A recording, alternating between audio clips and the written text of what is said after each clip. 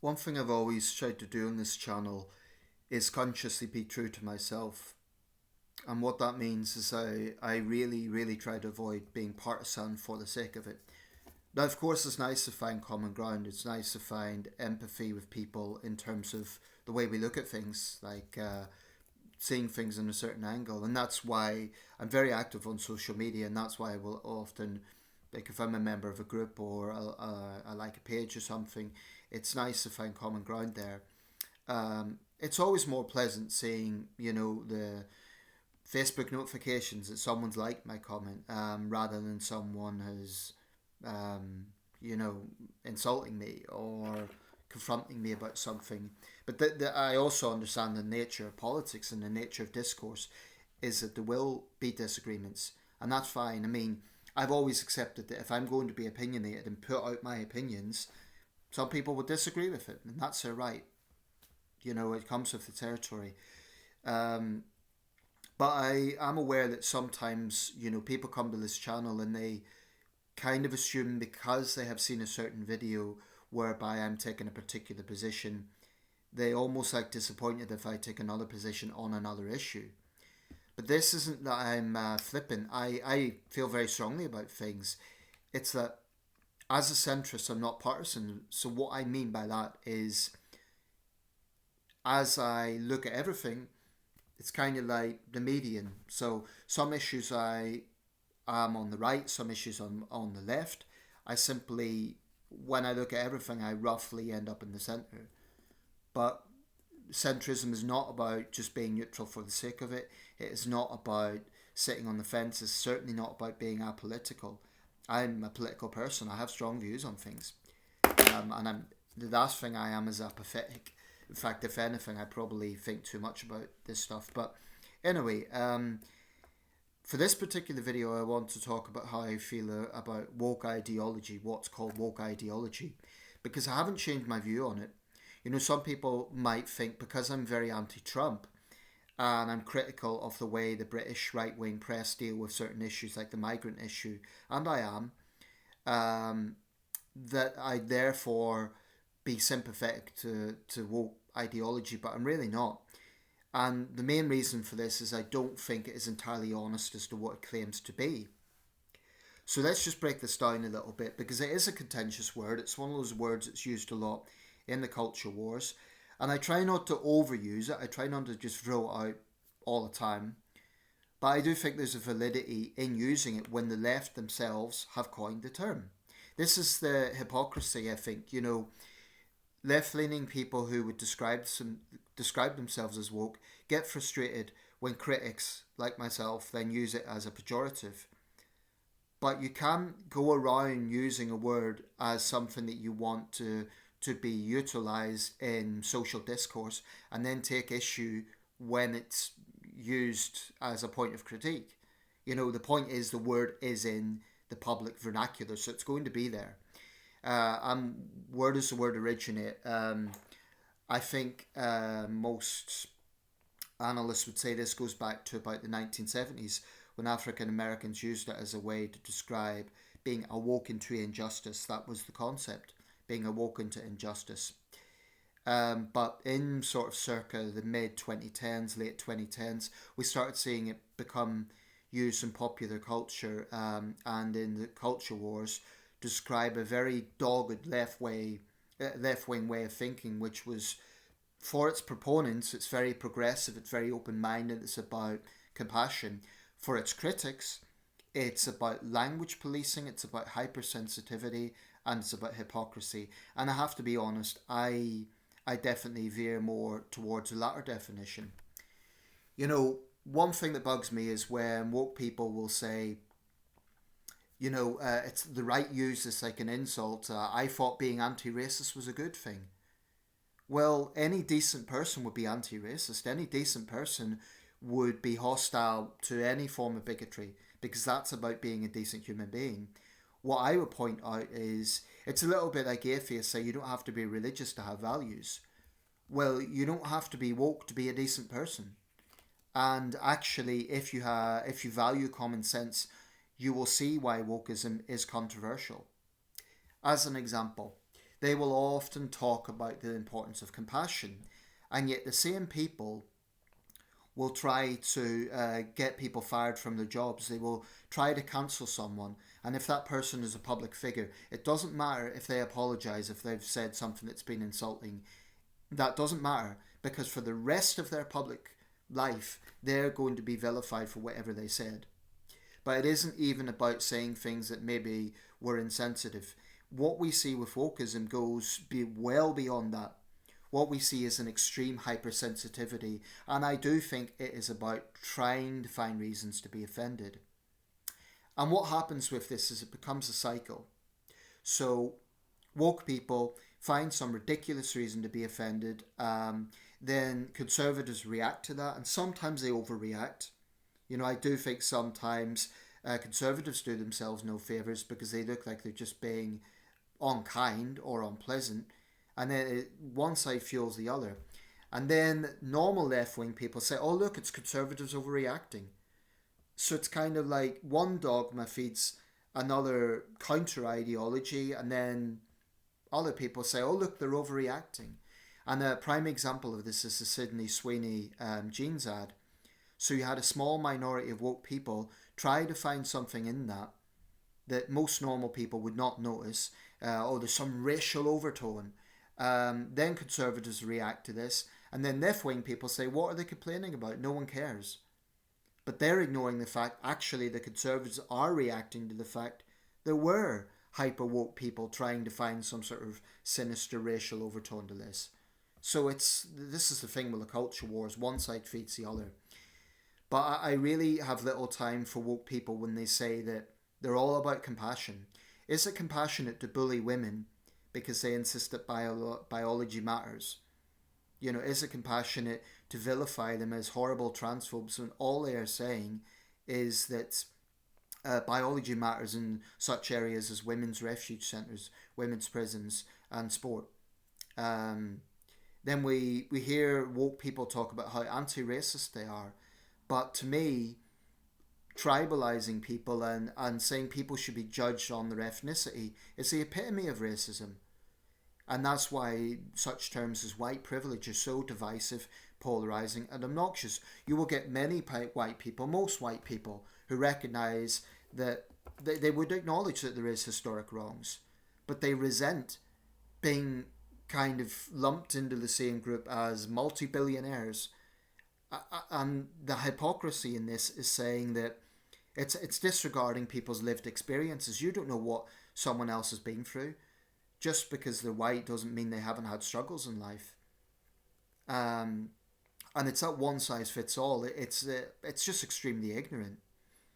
Expecting every white person to feel shame because of the fact that there was institutional racism is ridiculous.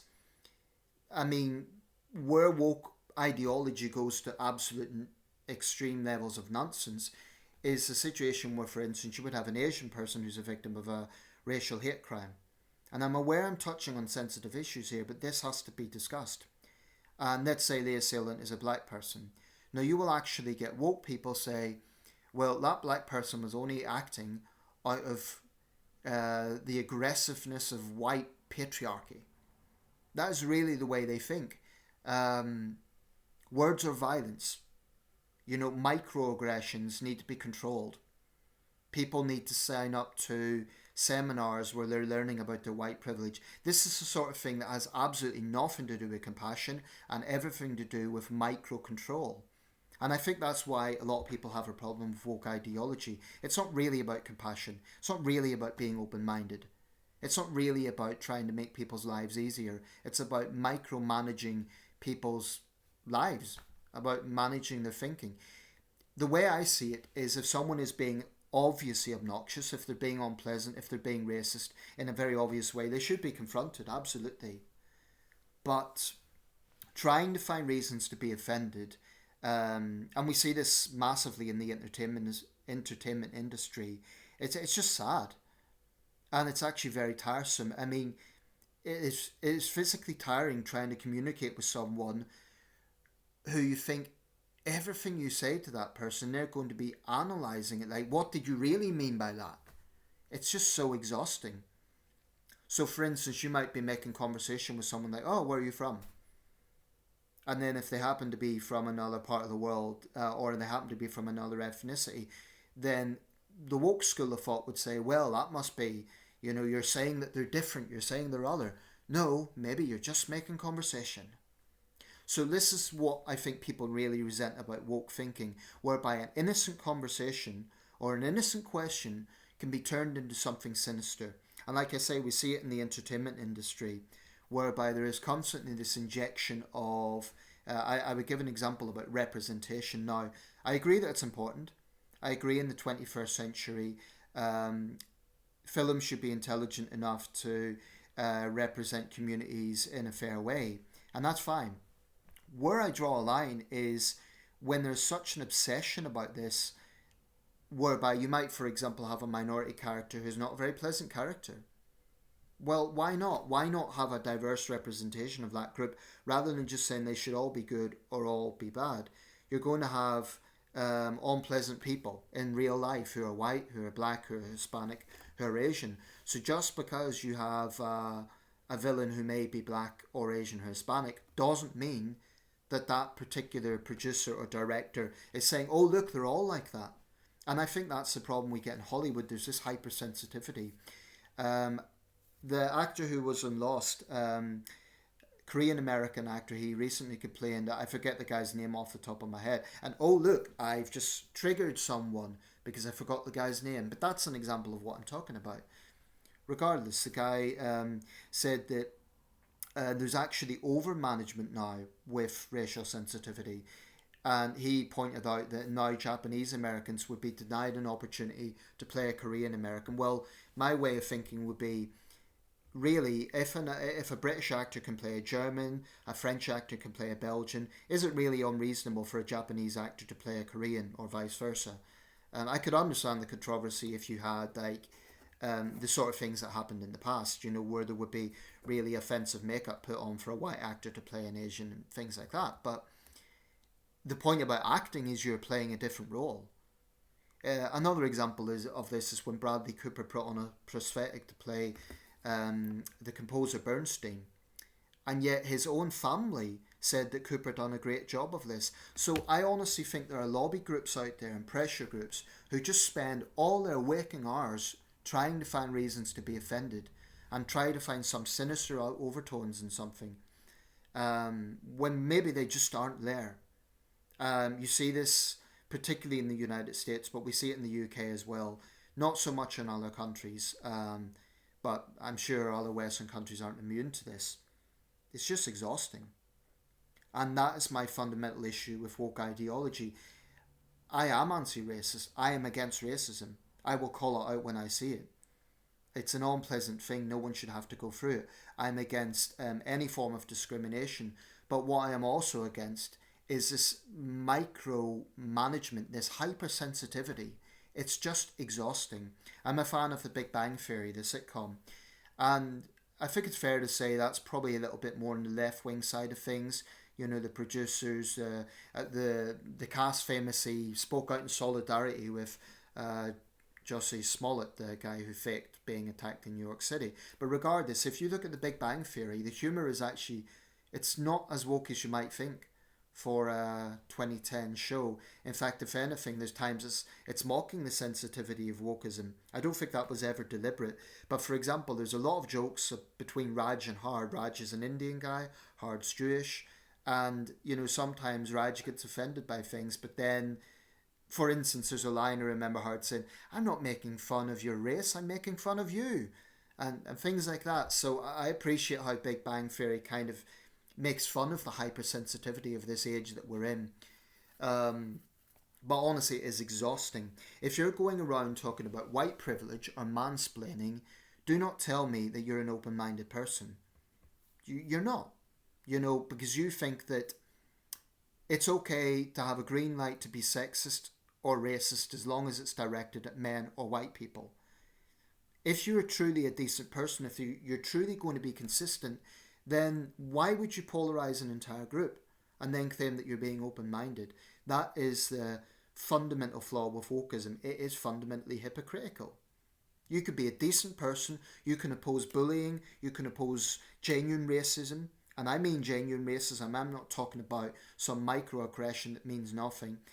I am talking about really inherent prejudice, inherent bigotry. You can oppose all those things. You could be a decent human being.